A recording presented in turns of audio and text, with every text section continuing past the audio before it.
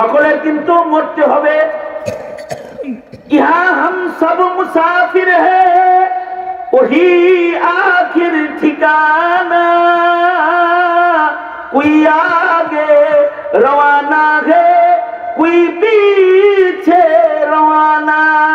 মরণ থেকে যতই পালাও মরণ তোমায় লইবে ঘিরি, যদিও সুদূর আকাশ পানে পালাও সেথায় লাগায় সিঁড়ি।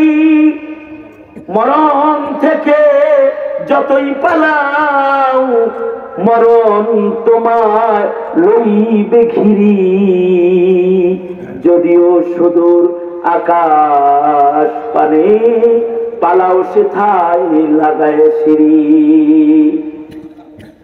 এই পৃথিবীর মাটির উপরে মরণ থেকে কোনো পয়গম্বর পালাইতে পারে নাই, কারণ ধন দিয়া মরণ থেকে পালাইতে পারে নাই।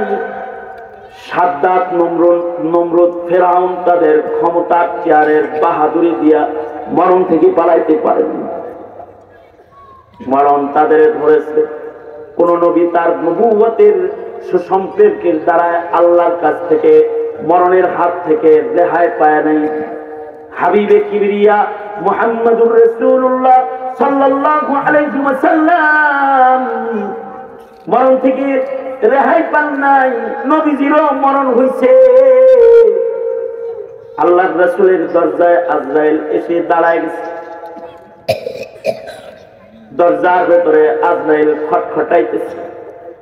আজরাইলের জীবনের একমাত্র রূহ কবজ দৃশ্য হলো দরজা দিয়ে প্রবেশ করার। সেটা হলো আমার নবী বিশ্ব নবীর রূহ কবজ করতে আজরাইল জানলা দিয়ে ঢুকে নাই, বন্ধু দরজায় ঢুকে নাই। কারোর দরজা খিল খোলা লাগে না। আজরাইল কারোর ঘরের ভিতরে ঢুকতে দরজা খোলা লাগে না, সিন্ধুকি খোলা লাগে না। আজরাইল পৌঁছে যায় দেশ থেকে দেশান্তর খুনে, সেথায় আজরাইল পৌঁছে যায়।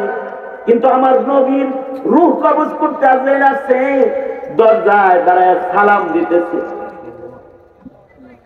নবী আলাইহিস সালাম সালামের উত্তর করেছে, কে বাইরে? হযরত জিবরাইল বলে, সরওয়ারে দু আলম, বাইরে তো আজরাইল খারাজ, আপনি অনুমতি প্রদান করলে ভেতরে প্রবেশ করবে। সরওয়ারে দু আলম মুহাম্মদুর রাসূলুল্লাহ সাল্লাল্লাহু আলাইহি ওয়াসাল্লামের রূহ কবজ করার সময়, মরণের সময় নবীজিরও কষ্ট হয়েছে।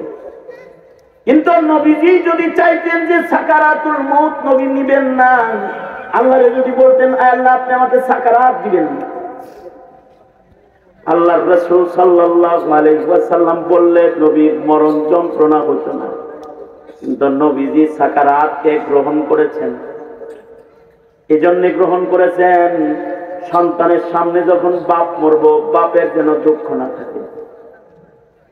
সন্তানের সামনে তার মা যদি কঠিন মরণ হয় যেন দুঃখ না থাকে। নবীজি উম্মতের মরণের সময়ের কষ্টের দুঃখ দূর করতে নিজে মরণ যন্ত্রণাকেও আল্লাহর রাসূল বরণ করছেন। উম্মতের জন্য সান্ত্বনা যে আমার নবীর রূহ বের করার সময় যদি কষ্ট হয়, আমার মা, আমার বাবা, আমার উস্তাদ, আমার পীর মরণের আগ দিয়ে তার কিছু কষ্ট হইতেই পারে। ওই বুজুর্গ তার মরণের আগ দিয়েও কিছু কষ্ট হইতেই পারে।